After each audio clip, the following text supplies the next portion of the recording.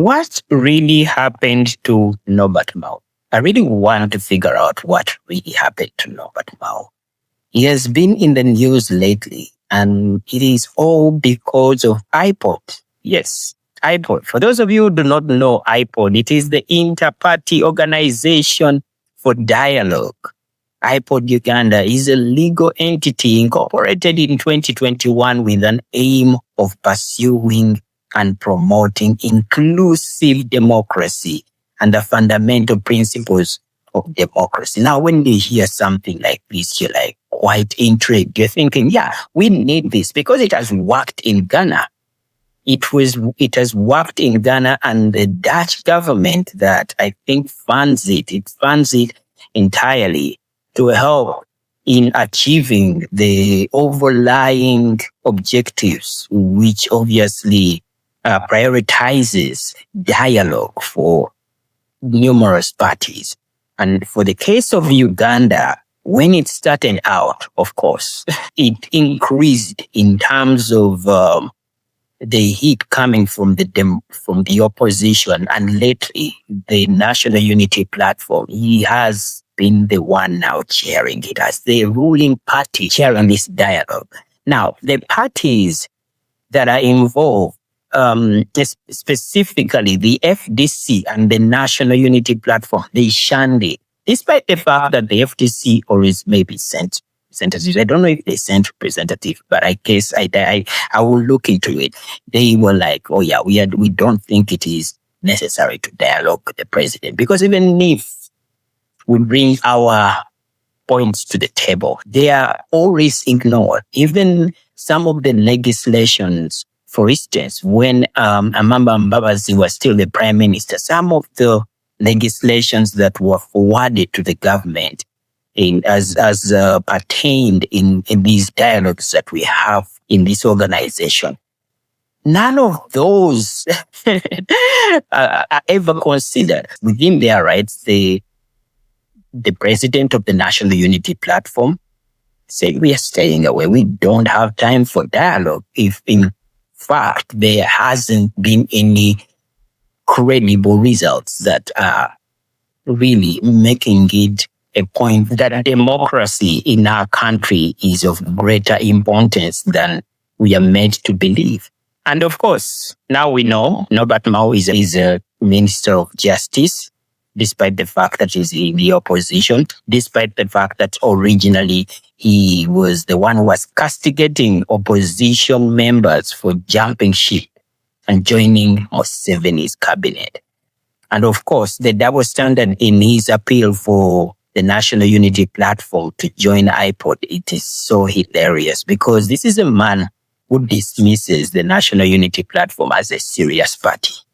He once described the National Unity Platform as a project of the NRI. Yes, and it is an unlawful entity that is only protected by the interests of the NRI to make it seem that we have an actual democracy. So we are talking about a man who made these allegations. Now, what right does he have to say that, okay, now you not being a member of parliament, we are not going to, we need you to be a member of IPOD, regardless of how much I've castigated you for not even having the qualifications to exist as a party. What really happened to Norbert Mao?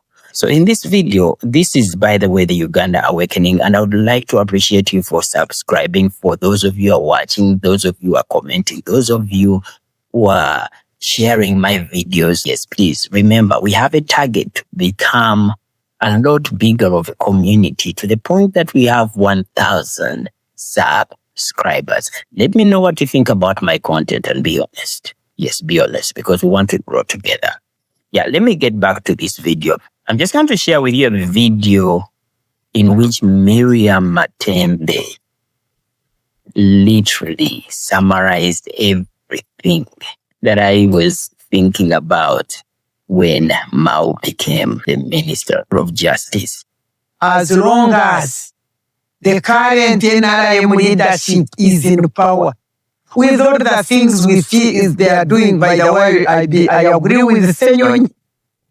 You remember when at 2016, after elections, President Museveni said, I am now going to finish opposition completely. I'm going to finish it.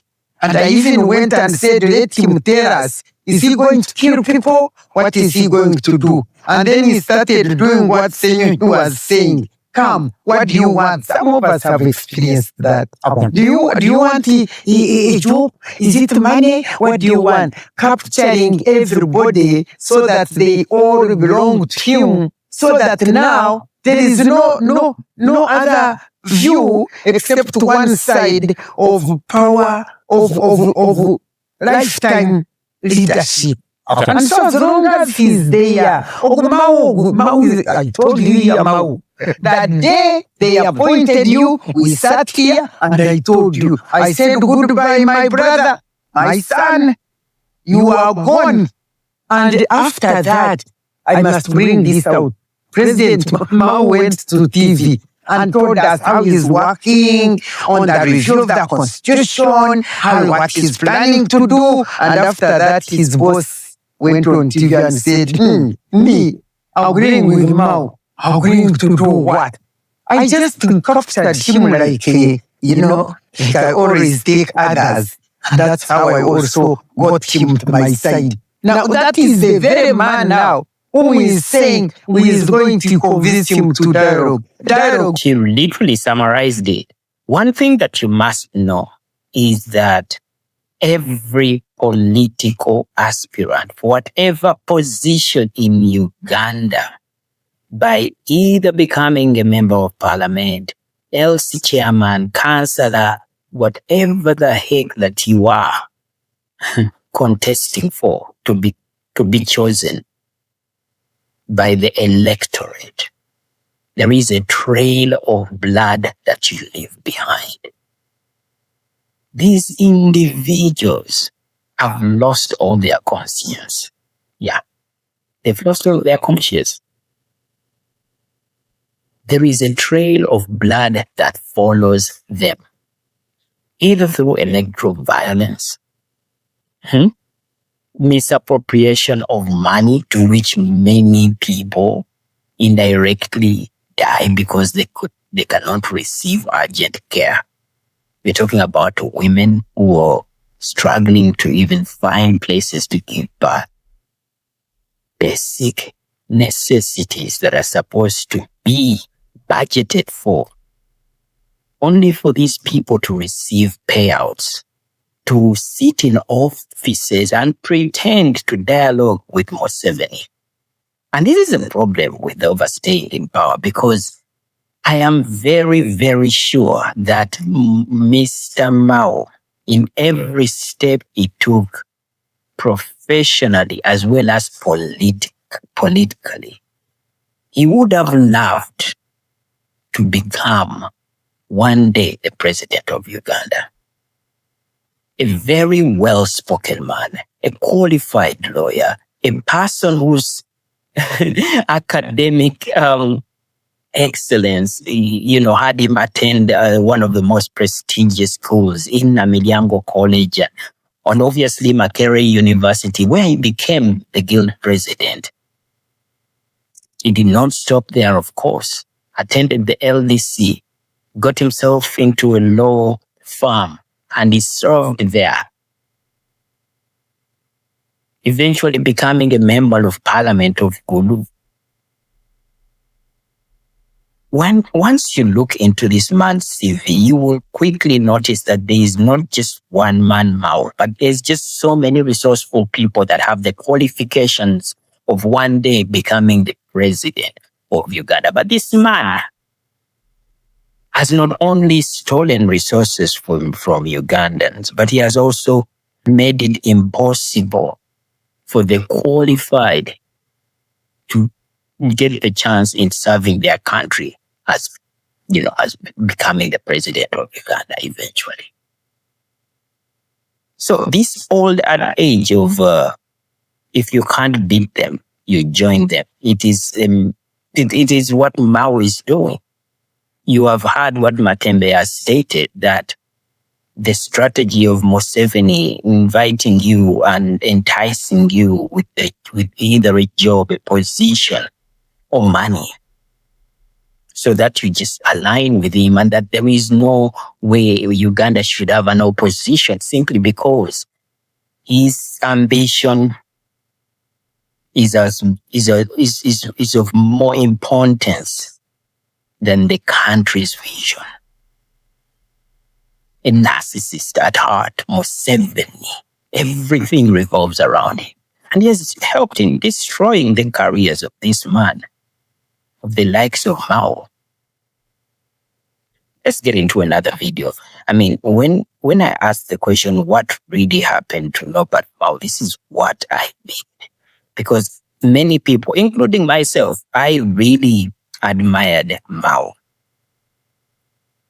When I first got to know about him, he was not only somebody that I looked at as my hobby, because, of course, I also went to Miriam College, despite the fact that I got expelled. But yeah, I attended Miriam College, and him being somebody that I attended the same school that I did, you obviously look up to him. You hear the examples at school. You know that this man left a legacy in your school, so you quickly admire him. You quickly feel that there is some bit of association with this man, only for him to disgrace himself and eat at the table of the real tormentors of Uganda. That is precisely what happened.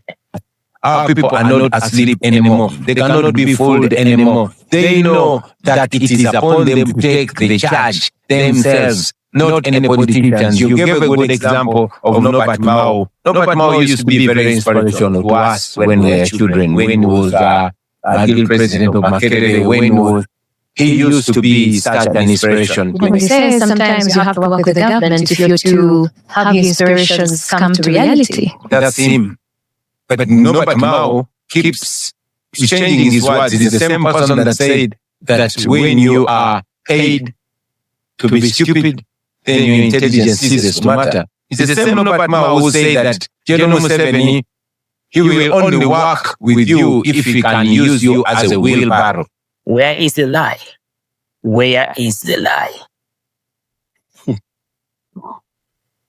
These two videos put everything in perspective. Now we know why it is important that we have an awakening. Like I said, not everyone is going to wake up in Uganda. But the most important thing that many people tend to ignore is the importance of knowledge. It is well said that my people perish without knowledge. That is biblical. Without knowledge, people perish. And for the longest time in the Museveni era, individuals like Norbert Mao have played a very significant role in enabling Ugandans to be passive and to not really get involved in the most intricate details of our politics.